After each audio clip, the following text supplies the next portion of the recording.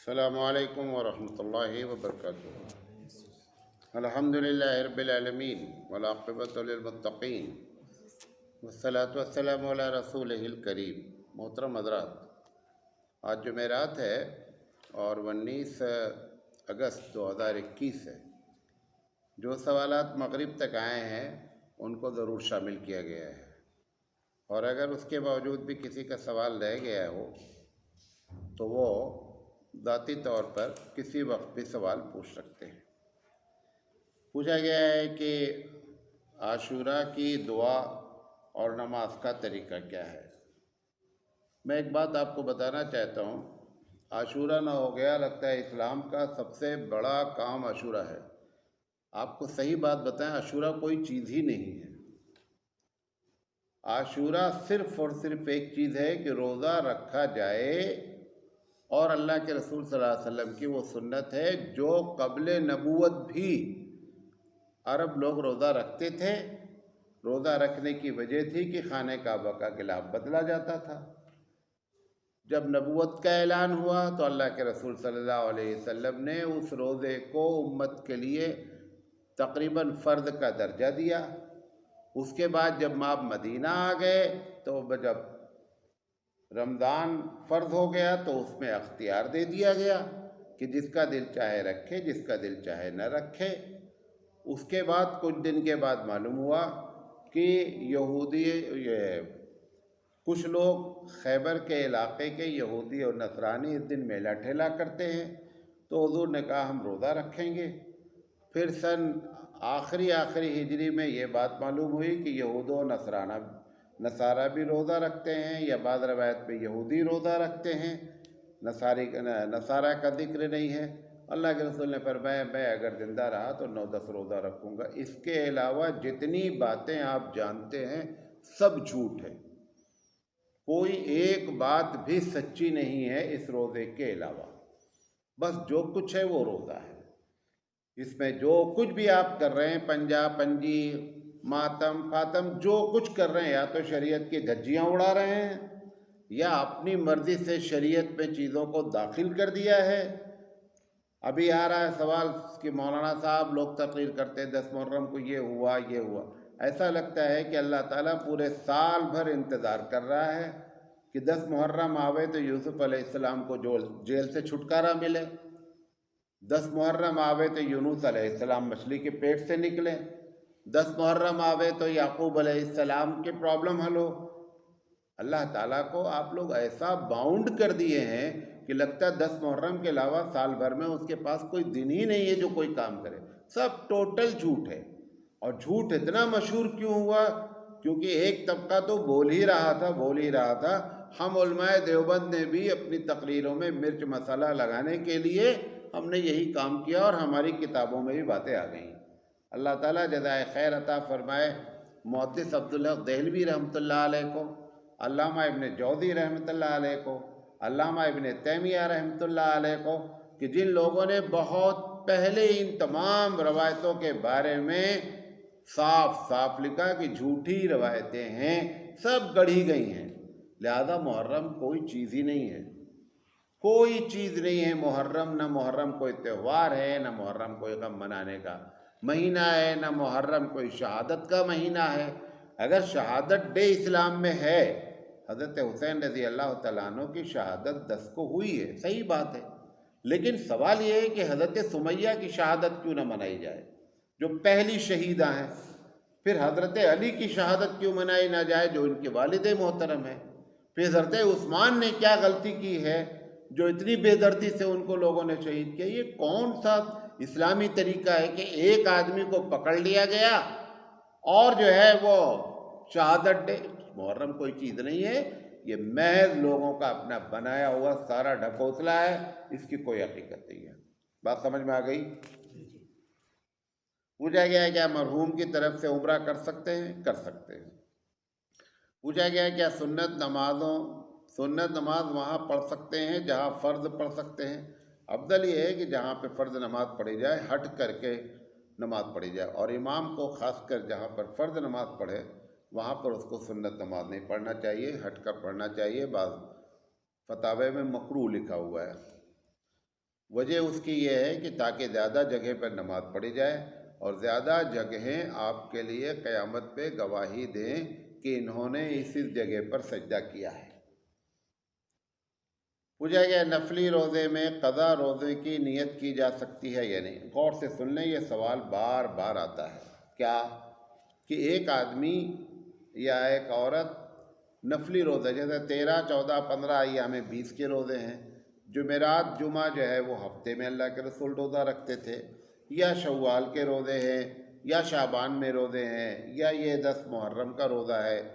तो लोग होशियारी क्या करना चाहते हैं कि 10 मुहर्रम को रोज़ा रख लेंगे तो 10 मुहर्रम के रोज़े का सवाब भी मिल जाएगा और हमारा एक रोज़ा जो छूटा हुआ है उसकी भी नियत कर लेंगे। ये होशियारी नहीं चलेगी।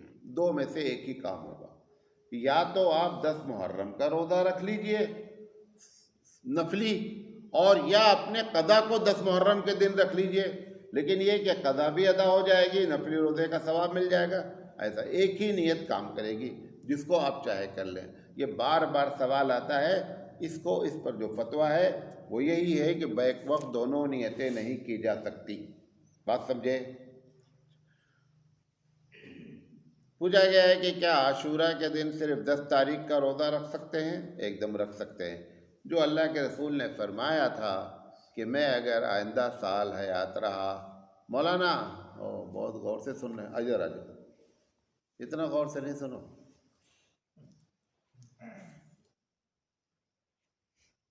अल्लाह के रसूल दादा फरमाया अगर अगले साल हम हयात रहे तो हम 9 और 10 दोनों का रोज़ा रखेंगे, क्योंकि यहूदी 10 तारीख का रोज़ा रखते हैं। लिहाजा यहूदियों की खालिफल यहूद व नसारा की पॉलिसी के तहत हम रोज़ा रखेंगे। अब इस वक्त का माहौल ये है दुनिया में, यहूदी को 10 मुहर्रम कब आता है कब जाता है पता भी नहीं है। लिहाजा अब वो कैफियत बाकी नहीं रही कि 2 दिन रखा जाए तभी यहूदियों की मुखालफत होगी। यहूदी रोज़ा रखते ही नहीं अब 10 तारीख का। लिहाजा अगर कोई आदमी सिर्फ 10 का भी रोज़ा रखना चाहे तो रख सकता है। फिर पूछा है कि अगर 10 तारीख को जुमा आ गए, जैसे आज जुमा है मिसाल के तौर पर, तो जुमा का रोज़ा अगर रखा जाए, सिर्फ जुमा का रोज़ा, तो फिर क्या है, जुमा का रोज़ा भी रखा जा सकता है।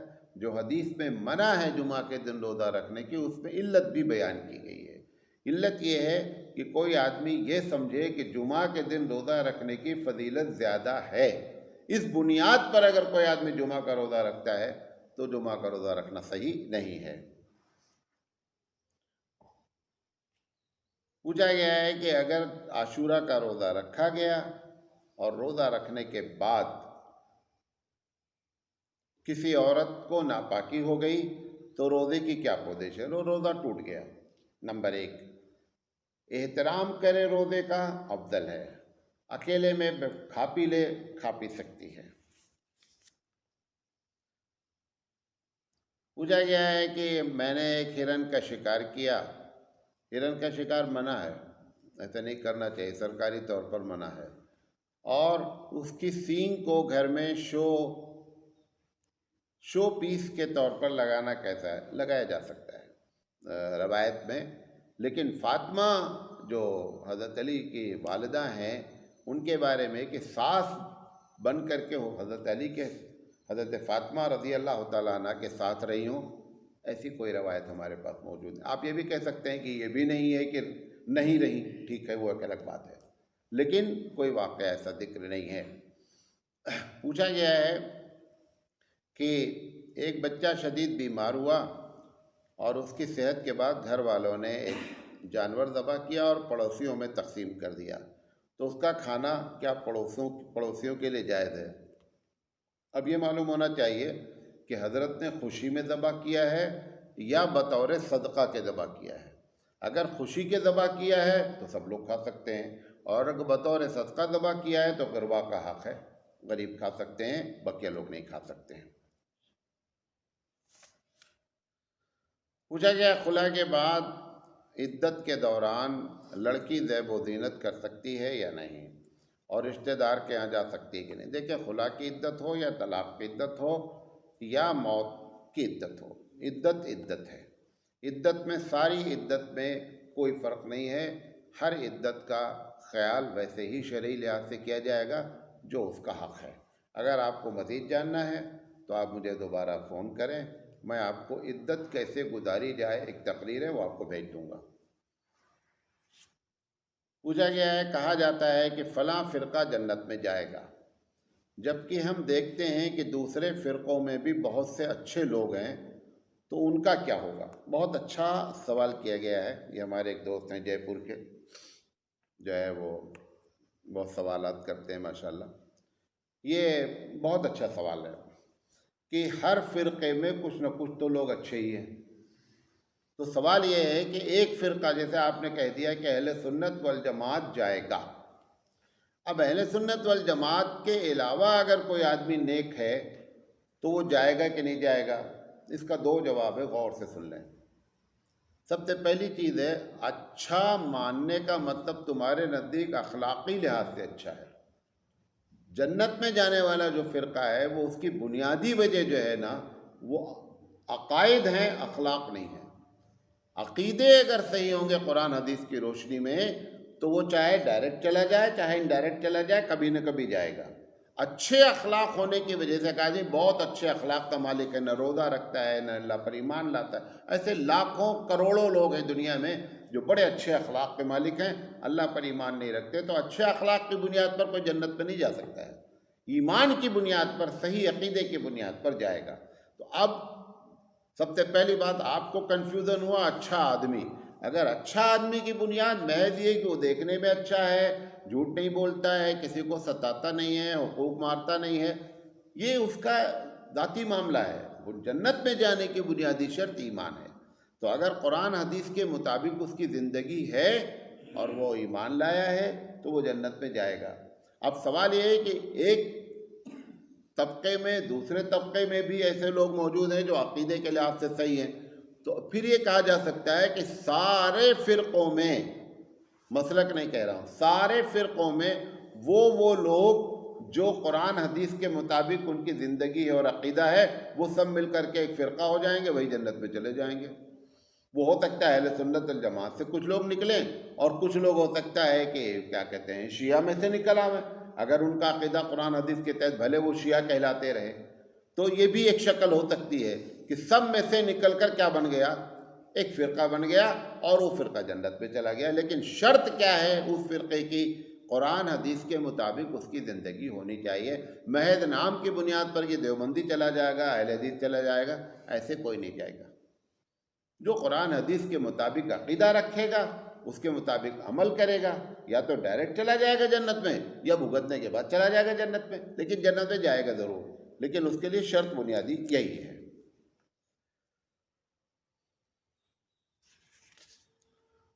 पूछा गया है कि क्या मरहूम के नाम पर ज़बह किया हुआ कुर्बानी का गोश्त खा सकते हैं। इस मसले में दो राय है। हमारे नज़दीक, अहनाफ के नज़दीक जो है कि अगर वसीयत की है जिस आदमी ने और उसका इंतकाल हो गया है, इंतकाल से पहले उसने वसीयत की कि मेरे नाम की कुर्बानी की जाए, अगर उसने वसीयत की तो फिर इस गोश्त का खाना आम लोगों के लिए जायज़ नहीं है, गुरबा का हक़ है। और अगर नॉर्मल कुर्बानी है कि जिसमें हमने ये नियत की है कि इस कुर्बानी का जो हमको सवाब मिलता है, अल्लाह फ़लाँ मरहूम को इसका सवाब मिल जाए, ऐसी कुर्बानी अगर है तो उसका गोश्त कोई भी खा सकता है। अभी एक तालिब इल्म ने पूछा एक सवाल कि मौलाना साहब, जुमा की फजर में जो क़िरात की जाती है तो उसमें सिर्फ दोनों रकात में हामीम सजदा पढ़ना सुन्नत है या कोई और? ये गलत हो रहा है। दोनों रकात में हामीम सजदा सुन्नत से साबित नहीं है। पहली रकात में हम सजदा पढ़ा जाए और दूसरी रकात में हल अता अलल इंसान, ये हदीस में है। लिहाजा जिस तालिब इल्म ने सवाल किया, जज़ाकल्लाहु खैर। पूछा गया है कि नमाज में सूरह फातिहा के बाद सूरत से पहले बिस्मिल्लाह पढ़ना बेहतर है या उसको छोड़ना बेहतर है। इमाम शाफ़ई रहमतुल्लाह अलैह के नज़दीक हर बिस्मिल्लाह सूरत की पहली आयत है, हर बिस्मिल्लाह सूरत की पहली आयत है। लिहाजा उनके नज़दीक हर हाल में अगर सूरह फातिहा के बाद बीच से सूरत नहीं पढ़ी जा रही है तो बिस्मिल्लाह पढ़ना लाजिम है।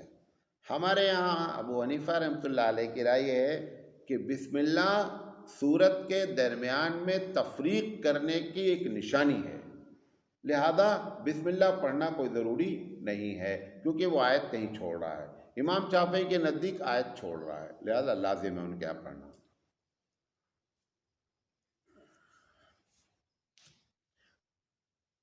पूछा गया है कि यौम आशूरा को जो मुख्तलिफ़ किस्म के फ़लाँ फ़लाँ काम की फजीलत बयान की जाती है, उन कामों को सुनने के लिए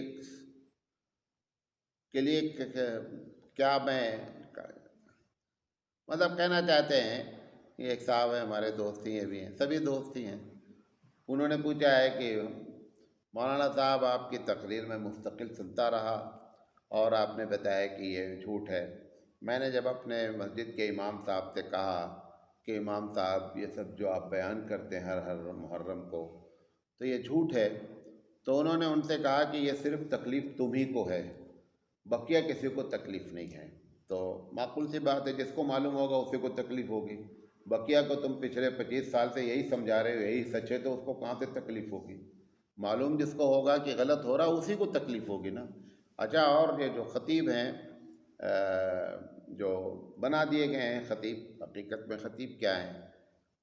न इमामत, इसलिए तो अल्लामा इक़बाल ने कहा था कौम क्या है, कौमों की इमामत क्या है, ये क्या जाने बेचारे 2 रकत के इमाम। ये वही इमाम है कि जिनको मुहर्रम आया तो मुहर्रम पे तकरीर, शव्वाल आया तो शव्वाल पे तकरीर, अब हर साल मुहर्रम आएगा तो उनके लिए गोया मेनू हो गया है, खाने का भी तकरीर करने का भी। अल्लाह के रसूल सल्लल्लाहु अलैहि वसल्लम की सुन्नत सीज़नल तकरीर करने के बारे में सिर्फ़ एक है। रमज़ान आने से पहले हबीब मुस्तफ़ा रमज़ान के बारे में तकरीर करते थे। ये बकिया में, क्योंकि आपने बहुत से त्यौहार भी तो बनाए, मुहर्रम आपने त्यौहार बनाया तो तकरीर करना पड़ेगा। आपने शाबान को त्यौहार बनाया तो शाबान पे तकरीर करने का, शब महराज को आपने बनाया त्यौहार तो उस पर तकरीर कर, सब ईजाद बंदा है, तकरीर भी ईजाद बंदा है। जितनी बातें बयान की जाती हैं 99% झूठी बातें हैं, इसका शरीयत से कोई ताल्लुक़ ही नहीं है। तो मौलाना साहब से कहिए कि हमको इसलिए बुरा लगता है कि हमको सही बात मालूम हो गई है, आपको भी जिस दिन मालूम हो जाएगा। अच्छा, वो बेचारे छोड़े कैसे? अगर वो छोड़ दें और ये कह दें कि साहब ये झूठ है, तो लोग पकड़ लेंगे कि 25 साल से तुम झूठ बोलते रहे यार। तो बेचारे को झूठ निभाना है, बाद में तौबा वबा करेगा, जो भी करे, अल्लाह जाने क्या करेंगे मरने से पहले, खुदा करे अचानक मौत ना आवे, तौबा वबा कर ले। लेकिन वो बेचारे कर नहीं सकते हैं उस मस्जिद में, या तो मस्जिद बदलें, दूसरे शहर जाएं, वहाँ इमामत करें, फिर वहाँ पे वो बात कह सकते हैं। लेकिन उसी मस्जिद में जिसमें लगातार वो झूठ बोलता रहा है, इतनी जल्दी ये इतराफ़ नहीं कर सकता कि हज़रत मैंने जो अब कुछ बयान किया, सरकार मुझे माफ़ कर दो, गलती हो गई। वो तो बहुत बड़े इल्म की ज़रूरत है। हज़रत थानवी रहमतुल्लाह अलैह, आपको मालूम है कि बहुत बड़े लिखाड़ हैं। लिखाड़ जानते हैं? बहुत ज़्यादा लिखने वाले हैं, हिंदी का मुबालग़े का सिगा है लिखाड़। हज़रत ने अपने आखिरी उम्र में किताब लिखी कि मैंने अब तक कहाँ कहाँ गलती की है और उस गलती से मैंने रुजू किया है, ये बातें मैंने गलत की। ये एक बड़े आलिम की शान होती। नहीं मैंने कह दिया, मैं कैसे कहूँ मुझसे गलती हुई है? अरे भाई, आदम की औलाद है, गलती हो सकती है। इतना बड़ा आलिम हकीमुल उम्मत है, और वाकई में हकीमुल उम्मत, वो शख्स भी अपने बारे में जब देखता है कि मैंने जवानी में जो बातें कही, अधेड़ उम्र में जो बातें कही, अब हमारा इल्म कहाँ पहुँचा, तो इस दरमियान में जितनी बातें उनको समझ में आई कि ये मैंने गलत लिखा है, उससे रुजू किया। गलती करना बनी आदम की सिफत है, गलती से रुजू करना आदम की औलाद की सिफत है। गलती पर अड़े रहना शैतान का। शैतान क्या बोला अल्लाह से? अल्लाह मैं गलती नहीं किया। सजदा क्यों नहीं किए? भाई मैं गलती नहीं किया। खलक़तनी मिन नार व खलक़तहु मिन तीन, ख़त्म बात। तो शैतान के पार्टी के लोग वाले गलती करने के बाद क्या करते हैं? जमे रहते हैं। आदम की औलाद की सिफत होती है कि गलती हो जाना भी आदम के औलाद की सिफत है, और गलती से रुजू कर लेना भी आदम के औलाद की सिफत है। लिहाजा गलती हो जाना कोई बड़ी बात नहीं है। लिहाजा वो हज़रत को चाहिए कि जो जितने दिन से भी इमामत कर रहे हैं उनको चाहिए रुजू कर लें, कोई ऐसा मसला नहीं है। हम तो कुछ नहीं बोलेंगे अगर वो रुजू करेंगे, बाकी आप लोग जो चाहे बोलें, लेकिन करना चाहिए। पूछा गया मौलाना साहब, आजकल अफगानिस्तान में तालिबान का मसला चल रहा है, इस सिलसिले में जो मीडिया गलत अफवाहें फैला रहा है, तो हम लोग क्या करना चाहिए? अच्छा, आप कर क्या सकते हैं? कर क्या सकते हैं बताओ? 3 टाइम खाना खा सकते हैं, उसके अलावा क्या कर सकते हैं आप? खाना खाओ यार। ऐसे मौके पर जो भी आपको बातें मालूम हो रही हैं, जो आदमी जिसका सपोर्टर है वो मीडिया पेश कर रहा है। जो तालिबान के सपोर्टर हैं वो भी सच बोल रहे हों, ये भी कोई ज़रूरी नहीं। जो तालिबान के मुखालिफ हैं, मुखालिफ हमेशा क्या बोलता है भाई? तारीफ़ करने वाला। आप मौलाना सिराज की बुराई करेंगे? क्यों? मौलाना सिराज की आपको तारीफ़ ही करना चाहिए, जितनी भी बुराई हो, क्योंकि आप हमारे सपोर्टर हैं। जो हमारा मुखालिफ है उसको क्या करना है? हमेशा हर हाल में हमारी बुराई करना है।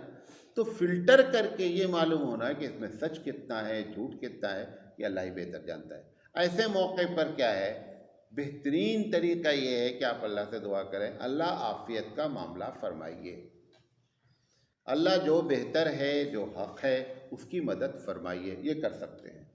और बकिया जो चिल्ला रहे हो नेट उस पर, सोशल मीडिया पे, बकवास है, कुछ नहीं कर सकते हो, ना तुम्हारे बस में कुछ है।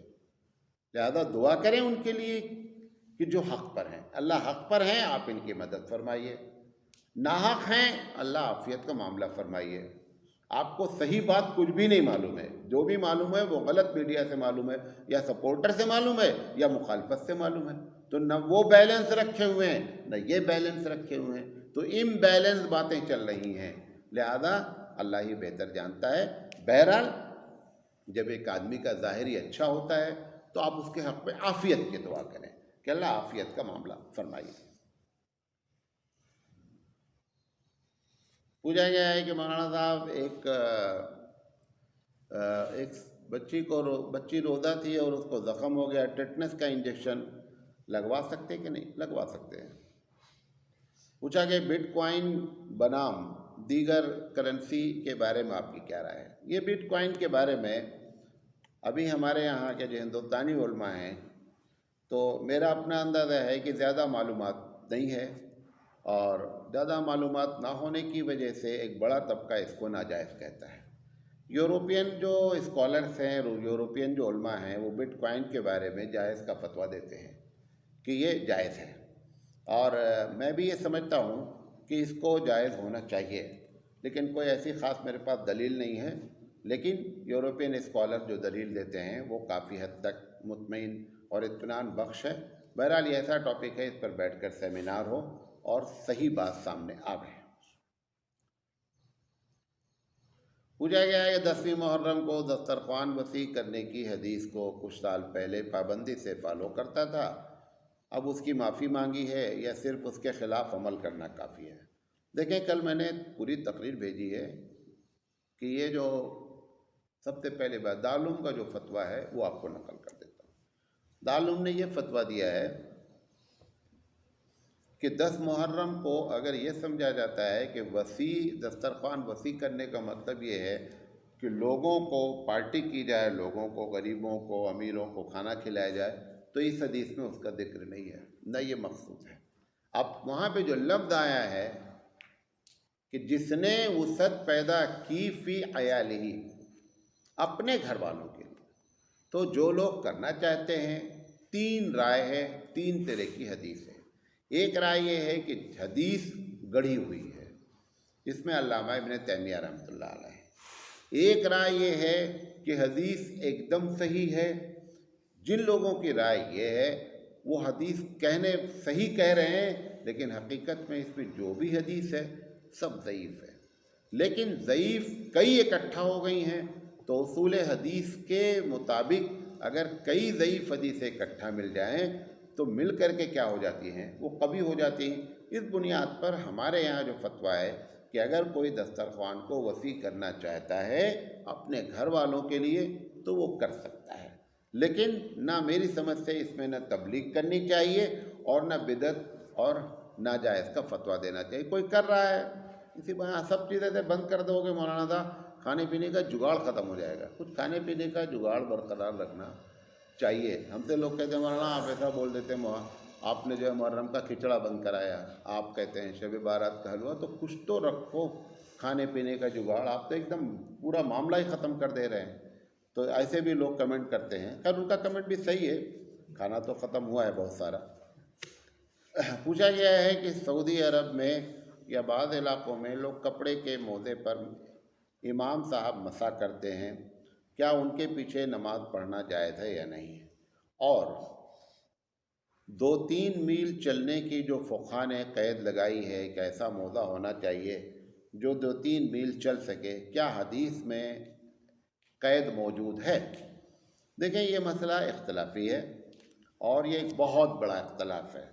हमारे यहाँ एशिया के ख़ासकर ये इलाक़े के लोग, भारत के लोग, हिंदुस्तान, पाकिस्तान, बांग्लादेश, ये तमाम उलमा आज तक इस बात के कायल हैं कि कपड़े के मोज़े पर मसा करना जायज़ नहीं है। सीधी सी एक बात है। अब यकीनी बात है, जब जायज़ ही नहीं है तो वज़ू नहीं होगा, जब वज़ू नहीं होगा तो नमाज नहीं होगी। अब कोई इमाम अगर सूती कपड़े पर मसा किया और इमामत कर रहा है तो जो लोग इस बात के कायल हैं उन लोगों की नमाज उनके पीछे होगी नहीं। नंबर 1, इसमें सऊदी उलमा, अहले हदीस उलमा और यूरोपियन उलमा, उनका कहना है कि मोज़ा होना चाहिए, थोड़ा सा मोज़ा मोटा हो तो उसके ऊपर मसा किया जा सकता है। जो लोग मसा के कायल हैं उनकी नमाज उनके पीछे हो जाएगी, जो मसा के कायल नहीं हैं उनकी नमाज नहीं होगी। सीधी सी बात है। पूछा कि ताबीज़ का क्या हुक्म है और बाजू या गले में ताबीज़ बांधना या घरों में लगाना कैसा है? देखिए, ताबीज़ के बारे में हमने एक बहुत बड़ा चार्ट तैयार किया है, कभी आपको किसी को ज़रूरत होगी मैं बता दूंगा। जो भी ताबीज़ शरई लिहाज से जायज़ हो, देखिए ताबीज़ एक इलाज है, गौर से सुन ले पॉलिसी। इलाज किसी भी किस्म का, ऑपरेशन का हो, दवा खाने का हो, मसाज कराने का हो, जैसा भी इलाज हो, रूहानी हो, जिस्मानी हो, एलोपैथिक हो, होम्योपैथिक हो, कोई भी इलाज हो, जब तक शरीयत से न टकराए सारा इलाज जायज़ है, ये उसूल है। ये भी एक इलाज है। अब शरीयत से अगर टकराएगी वो ताबीज़ तो नाजायज़ हो जाएगा। और अगर शरीयत से नहीं, मिसाल के तौर पर एक डॉक्टर ऑपरेशन सर्जन है, एक ही चीज़ का ऑपरेशन करता है कि लोगों को नामर्द बनाया जाए, तो ये इलाज इसका करना या ऑपरेशन करना नाजायज़ हो जाए, क्योंकि एक ही काम कर रहा हो जो नाजायज़ है। या औरतों को परमानेंट ऐसा कर दिया जाए कि उनके बच्चे पैदा ना हो, वही एक काम करता, बच्चा कुछ काम नहीं करता, तो कहा जाएगा उसका काम नाजायज़ है, क्योंकि शरीयत के उसूल से टकरा रहा है। लिहाजा इसमें ये ताबीज़ में देखना चाहिए कि अगर वो शरीयत से नहीं टकरा रही है तो जायज़ है, अगर शरीयत से टकरा रही है तो नाजायज़ है। पूछा गया मौलाना साहब, हज़रत हुसैन रज़ी अल्लाह तआला अन्हु की शहादत ही इतनी क्यों मशहूर है, बकिया शहादत का जिक्र क्यों नहीं होता? सीधी सी बात है कि हज़रत हुसैन रज़ी अल्लाह तआला अन्हु को जब शहीद कर दिया लोगों ने, तो टीम बैठी कि ये गलती हो गई, बहुत बड़ी गलती हो गई, और वो टीम बैठी जिन लोगों ने कूफा में हज़रत हुसैन रज़ी अल्लाह तआला अन्हु को बुलाया कि हम तुम्हारा साथ देंगे, आइए। जब वो वहाँ पहुँच गए तो सारे कूफा का एक बड़ा तबका 99% हाथ उठा लिया। जब फरद्दख से पूछा गया, शायर है बहुत बड़ा, कि वो आ रहा था रास्ते में, तो पूछा गया कि कूफे के हालात क्या है, तो उसने कहा देखो, दिल तो हज़रत हुसैन के साथ है और तलवार जो है ना वो यजीद के साथ है। अच्छा, दिल लड़ता है जंग में, मैदान जंग में दिल लड़ता है, दिल नहीं लड़ता भाई, दिल तो दिल से लड़ता है? तलवार लड़ती है, तलवार किसके साथ है? यजीद के साथ है। तो ये जो जिन लोगों ने बुलाया उन लोगों ने गद्दारी की। जब गद्दारी करने के बाद हज़रत हुसैन शहीद हो गए, तब उनका माथा ठनका कि बाबू ये बहुत बड़ी गलती हो गई, अब क्या किया जाए? तो एक जमात बनाई गई जिसका नाम आज भी तारीख़ में है, तौवाबीन। तौबा करेंगे अल्लाह से। तौबा कैसे करेंगे? तौबा अमली करेंगे। अमली तौबा का मतलब कि जिन लोगों ने हज़रत हुसैन रज़ी अल्लाह तआला अन्हु की शहादत कत्ल में हिस्सा लिया है उनको भी कत्ल करेंगे। तो उन लोगों ने चुन चुन के लोगों को मारना शुरू किया। वहाँ से एक फ़िरका बन गया तव्वाबीन का। अब वो तो फिर उसके बाद तव्वाबीन ने ये तय किया कि हर साल भैया तौबा करेंगे, 10 तारीख को अपना सीना कूटेंगे, मातम करेंगे कि हाय मुझसे गलती हो गई। अब वो एक चूँकि एक फ़िरका बन गया है, लिहाजा जब फ़िरका बन गया है तो उसकी वजह से हज़रत हुसैन की शहादत मशहूर हो गई। वरना बहुत सी शहादतें हुई हैं। हज़रत उस्मान की शहादत की तारीख़ भी आपको नहीं मालूम है। इनके वालिद मोहतरम हज़रत अली रज़ी अल्लाह तआला अन्हु की शहादत भी हमको मालूम नहीं है कि किस दिन हुई है। हज़रत उमर रज़ी अल्लाह तआला अन्हु को शहीद किया वो भी नहीं मालूम है। लिहाजा ये एक तबका हुआ जिसने बाकायदा इसको इश्तिहार दिया। और आपको हैरत ये होगी कि हिंदुस्तान यानी पुराना भारत के तमाम उर्दू किताबों के निसाब में हज़रत हुसैन रज़ी अल्लाह ताला अन्हो की मरसिया सिलेबस में दाखिल की गई।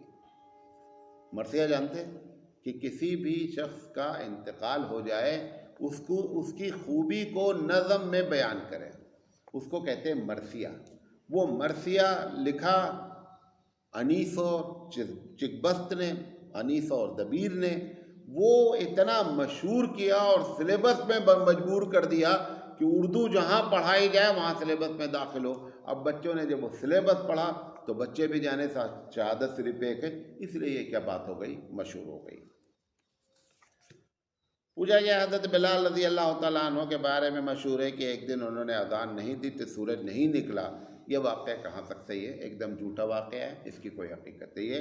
ये कव्वाली वालों ने इस वाक़े को उठा लिया।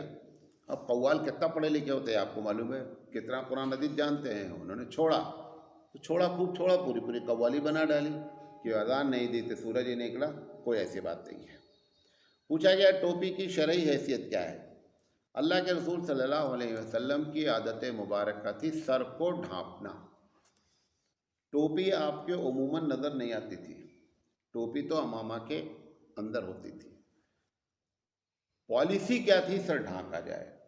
नबी करीम सल्लल्लाहु अलैहि वसल्लम ने कभी भी ये जुमला नहीं कहा कि लोगों टोपी पहनो। लिहाजा आप सर जैसे ढांकना चाहें सर ढांक लेंगे, आपको सुन्नत का सवाब मिल जाएगा। लेकिन ये कि सर ढांकना कोई वाजिब का दर्जा है, ऐसी कोई बात नहीं है। अल्लाह के रसूल साफ़ा बांधते थे, साफ़ा कोई नहीं बांधे हुए जितने बैठे हो, बांधे कोई नहीं बांधा है। अंदर वाली टोपी आपने ऊपर लगा लिया, साफ़ा नहीं बांधा है। और साफ़ा अरब की तहजीब थी, अरब का कल्चर था, इसलिए अल्लाह के रसूल सल्लल्लाहु अलैहि वसल्लम हमेशा साफ़ा बांधे रहते थे। बहुत कम ऐसा हुआ है कि आप साफ़े के बगैर नज़र आए हों। लिहाजा पॉलिसी यही है कि सर ढांकना अल्लाह के रसूल सल्लल्लाहु अलैहि वसल्लम की सुन्नत है, अरब की तहजीब भी है। उस तहजीब को अल्लाह के रसूल ने अख्तियार कर लिया, लिहाजा उसका दर्जा क्या हो गया? सुन्नत का हो गया। पूछेंगे मतलब आपने अपनी तकरीर में फरमाया कि वाक़या करबला हुज़ूर सल्लल्लाहु अलैहि वसल्लम की वफ़ात के तकरीबन 50 साल बाद सन 60 हिजरी में पेश आया, हिजरत के 60 साल बाद और वफ़ात के बाद आया।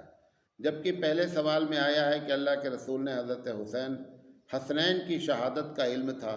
तो अगर ये सच है तो जनाब वाला के बयान में क्या बात है? दोनों बातें तज़ाद हैं कि शहादत का इल्म है और दोनों ये कहना ये चाहते हैं कि आपने तकरीर में कहा कि सारा जो वाक़या है हज़रत हुसैन की शहादत का वो नबी के 60 साल के बाद आया। लिहाजा अल्लाह के रसूल सल्लल्लाहु अलैहि वसल्लम उसके बारे में कुछ भी नहीं बयान कर सकते। तो सवाल ये है, दूसरी हदीस में है कि हुजूर ने फरमाया कि ये मेरे नवासे शहीद होंगे। तो उनका कहना है कि उनको मालूम तो था कि शहीद होंगे। तो बात दोनों समझ लें। अल्लाह के रसूल सल्लल्लाहु अलैहि वसल्लम को जिब्रील अमीन ने ये बात बताई थी कि ये दोनों नवासे जिनसे आप बहुत प्यार करते हैं ये शहीद होंगे। ना ये बताया कब होंगे, ना ये बताया कि कौन करेगा। ये दोनों बातों का इल्म नहीं है। तीसरी चीज़, अगर शहीद होंगे तो शहीद के लिए कुछ अहकामात अगर शरीयत में होते तो हुजूर उस वक़्त फरमा देते कि भाई जिस दिन भी हज़रत हुसैन शहीद हों उस दिन तुम ये करना, ये करना, ये करना। कुछ अहकाम थे ही नहीं, लिहाजा हुजूर को बता। इल्म भी हो तो क्या करेंगे भाई? जब कुछ है शरीयत में, शहादत के लिए शहादत डे मनाना नहीं है, गम नहीं मनाना है, कोई त्यौहार नहीं है, तो क्या बताते हो? ये तो तुमने सब कर लिया। लिहाजा अगर मालूम भी था तो कोई फ़र्क नहीं पड़ता है, क्योंकि शहादत के लिए कोई चीज़ इस्लाम में राइज नहीं है। वो क्या है, उलमा जो वाक़या बयान करते हैं कि हुजूर एक मरतबा हज़रत हसन हुसैन को प्यार कर रहे थे कि अचानक रोने लगे। एक सहाबिया वहाँ थी तो उन्होंने पूछा, अल्लाह के रसूल आप अभी तो उनको खुश वो प्यार कर रहे थे, फिर क्या हुआ कि अचानक रोने लगे? इस पर आपने फरमाया कि मुझे जिब्रील ने आकर बताया कि शहीद हो जाएंगे। तो उन सहाबिया ने कहा फिर आपने उनके हक़ में दुआ कर दीजिए कि शहीद ना हो। इस पर आपने फरमाया कि जो दीन मैं लेकर आया हूँ वो सारी दुनिया में ज़िंदा हो जाए, मैं ये चाहता हूँ चाहे उसके लिए मेरे नवासे शहीद हो जाएं। इस वाक़े हकीकत क्या है? ये वाक़या सही नहीं है। ऊपर की बात वहाँ तक सही है कि जिब्रील अमीन है, उसके बाद जो कुछ भी है बंदे ने जोड़ा।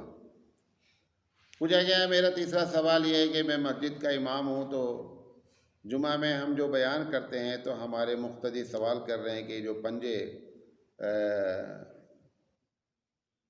पंजे बैठा ले जाते हैं उसकी हकीकत क्या है? मौलाना साहब से गुजारिश है कि ज़ाती तौर पर बात करें तो बता दें। पूछा गया, हज़रत सहाबा को जब माल और दौलत की कोई हिर्स नहीं थी तो इक़्तिदार और हुकूमत के लिए इतनी जंगें क्यों लड़ी गईं? क्या मुजाहिद साहब? मुजाहिद है, चूहा भी नहीं मार पाते। ये सवाल बहुत अच्छा है, गौर से सुनिएगा कि जब सहाबा को माल और दौलत की हिर्स नहीं थी, इक़्तिदार की तमन्ना नहीं थी, तो इक़्तिदार की ये लड़ाई क्यों हुई? छोटा सा जवाब दे रहा हूँ। इक़्तिदार सही जगह पर हो इसके लिए लड़ाई की गई, इक़्तिदार हासिल करने के लिए लड़ाई नहीं की गई। नहीं समझे? एक आदमी इस बात के लिए लड़ाई कर रहा है कि इक़्तिदार सही जगह पर जाए, इक़्तिदार हमको मिल जाए, इसके लिए लड़ाई नहीं हुई है। क्योंकि इक़्तिदार अगर गलत जगह चला गया, जैसे एक शरीफ आदमी वोट डालने की वजह उसकी ये होती है कि गलत आदमी न जीतने पावे, ये उसका मकसद होता है। उसका मकसद ये नहीं होता है कि मैं बन जाऊं MLA, मैं बन जाऊं PM, नहीं, इक़्तिदार सही जगह जाए। तो ये जो लड़ाई हुई है, तो ये नहीं कहना चाहिए कि सहाबा, नहीं कहना चाहिए, मंतिकी तौर पर बता रहा हूँ, मैं अक़ीदे की बुनियाद पे नहीं। जे इन लोगों ने लड़ाई की, इक़्तिदार सही जगह पर जाए इसलिए लड़ाई की गई, इक़्तिदार हमको मिल जाए ये मकसद नहीं था। बात समझा पाए अपने में? हाँ, छोटा सा जवाब है। साहब ने बहुत लंबा चौड़ा सवाल किया है, मौलाना कुछ लोग मोबाइल पर वादा करते हैं फिर उस टाइम पे कॉल करो तो नहीं उठाते हैं, तो इसका क्या हुक्म है? एक तो यह है कि फ़ोन ना उठाने की वजह से सामने वाले को जो तकलीफ़ पहुंचती, दिल दुखता है, तो दिल दुखने का गुनाह मिलता है। और दूसरा गुनाह मिलता है कि उन्होंने वादा किया था कि आप फला टाइम पे फ़ोन कीजिएगा, वादा उन्होंने नहीं पूरा किया, लिहाजा वादा तोड़ने का गुनाह मिलता है। पूछा गया कि जहन्नम क्या ठंडी और गर्म दोनों है? जी, बात हदीस में जहन्नम में दोनों का जिक्र आता है। बहुत कम, ये हदीस बहुत कम बयान की जाती है, लेकिन जहन्नम में जो है वो जिस तरह से गर्मी की बात कही है, वैसे ही जहन्नम का, क्योंकि ठंडा होना भी एक अज़ाब है। इसलिए इब्राहीम अलैहिस्सलाम से जब अल्लाह ताला ने कहा कि या नारो कूनी बरदन, बरदन को छोड़ा नहीं, बरदों व सलामा कहा कि ठंडी होना लेकिन सलामती के साथ, क्योंकि ज़्यादा ठंडक हो जाएगी, माइनस टेम्परेचर चला जाएगा तो वो आग की तरह वो भी तकलीफ़ देता है। लिहाजा आग की भी जहन्नम है, ये हदीस से साबित है। पूछा गया यहूद व नसारा कौन है? यहूदी मूसा अलैहिस्सलाम के मानने वाले यहूदी हैं, ईसा अलैहिस्सलाम के मानने वाले नसारा कहलाते हैं। पूछा गया मुहर्रम में हलीम बनाना और खाना कैसा है? बनाए हैं तो भेज दें इधर, समझे? ये सब ईजादे बंदा, सब खाने पीने का जुगाड़ सीखा कहाँ से है? ब्राह्मणों से। ब्राह्मण जो है कौम, उसने अपने खाने का पूरा साल भर का जुगाड़ किया है। मर जाओ तो खिलाओ, आप भी किसी के यहाँ मर जाते हैं तो कुरान खाने के नाम पे खाते हैं। मुझे ऐसे भी मदरसे मालूम हैं, मालूम नहीं आपको मालूम है कि नहीं, खुदा करे ना मालूम हो, ऐसे भी मदरसे मालूम हैं कि जहाँ बच्चे पढ़ते हैं, रहते हैं और मतबख नहीं है, किचन नहीं है, कहाँ खाते हैं? खाते कहाँ हैं? फरिश्ते लोग हैं, हवा पीते हैं। मालूम कहाँ खाते हैं? हर दिन कुरान खानी फिक्स है, साल भर की।